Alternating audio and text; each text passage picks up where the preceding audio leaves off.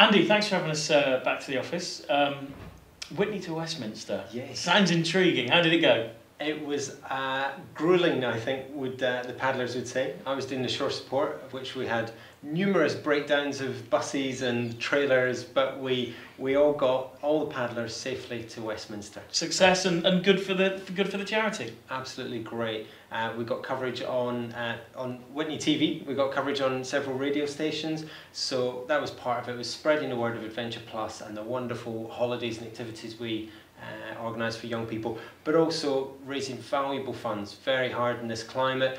And the money's still coming in. It's still not too late to sponsor people on our website, but £15,000 looks like we're going to achieve, which is fantastic. That's brilliant. So I suppose it's time to sit down and actually look at next year. I mean, what have you got eyeing up for next year? Are you going to do much of the same, or slightly more adventures around the UK maybe? I don't know. Well, we certainly hope to do this challenge again in 2 years' time.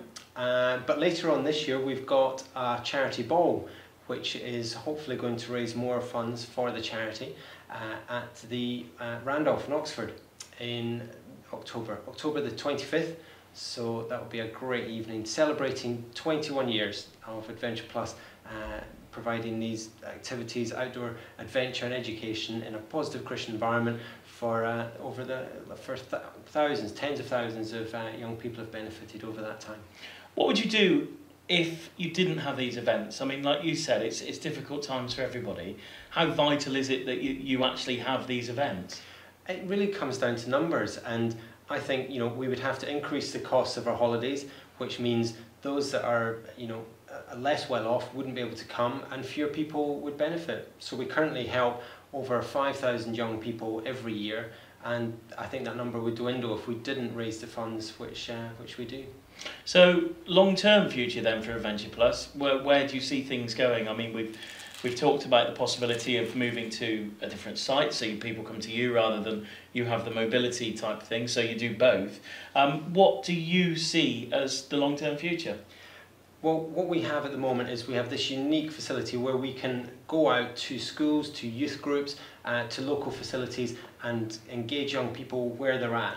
What we'd love to add to that is an adventure base where young people can come to us, where we've got an identity and facilities to run the sort of great bushcraft programs, biking, hopefully with water where we can do our canoeing and kayaking and other sorts of activities like that. So that is very much what we're aiming for at the moment. So we're looking for a property, site, land, facilities, buildings where we can provide those activities. And that's very much the goal for the next year or two. So very much onwards and upwards for Adventure Plus. It is, yes. Good stuff. Well, thank you for your time today. Thank you, Barry. One of the brave, intrepid adventurers. Actually, is that right? Intrepid adventurer. I like the description, Barry. That's good. Yeah, we'll stay with that. I'm an intrepid adventurer. Good to meet you. How difficult was it? I mean, it sounds absolutely. I have to say, it sounds horrendous. I wouldn't even contemplate trying to have a go at it. But obviously, people did do it, and fairly quickly as well. Well, we did well because it is a challenge. It's 6 days. Those of us in Witney will be aware that you can drive to London in what, 2 hours? It took us 6 days, so you say fairly quickly. It didn't feel quick at the time, but we were an efficient group. It's a lot of paddling. It's 127 miles, and there's not a lot of flow on the Thames. Old Father Thames didn't help us much. And what do you have to look out for? I mean, there's funny side effects when you do any long-term event. You have to take lots of plasters for blisters if you're a runner or walker. What do you going down the Thames, what do you have to worry about? People falling in? Well, actually nobody fell in this time or last time. A couple of us jumped in a couple of times just because we had a couple of hot days. No, you're absolutely right. This was the second time we'd done it, but 2009 was the first time. And I was organising the event on the river. And I didn't really know, and I was quite honest about it at the time, whether over 6 days fatigue would set in, or people get dodgy backs or sore knees or blisters on thumbs or whatever it might be. But in actual fact, the alternative option was that people just strengthen up and really just go for it, and their paddling technique would improve.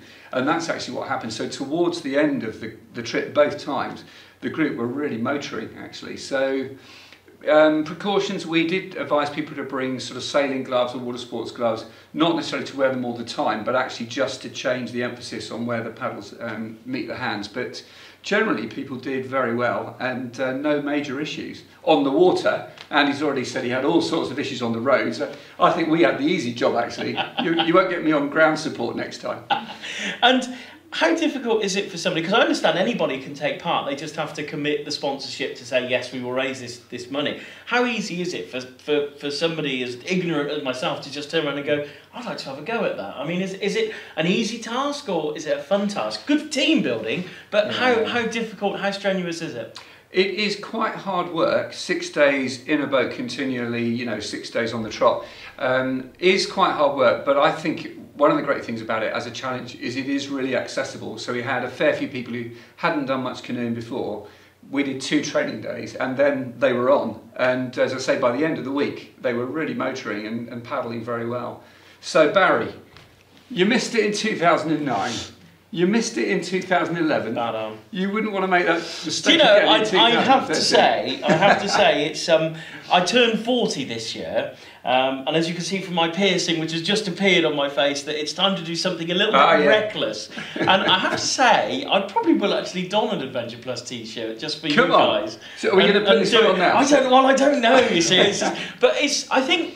The thing is, the important thing which I've seen at my age is the fact that you do get stuck in a rut and you do have to try something different. And I think the one thing, like you say, it's something I probably would have had a go at yet 2 or 3 years ago, no chance. People have got to try and do something different because it's not just for their own well-being, you're actually raising money for a charity. Yeah, both those things. And one of the good things about this challenge, it is a challenge right on our doorstep, and it is really accessible from the point of view of they weren't expert canoeists, but they were good canoeists by the end of the week.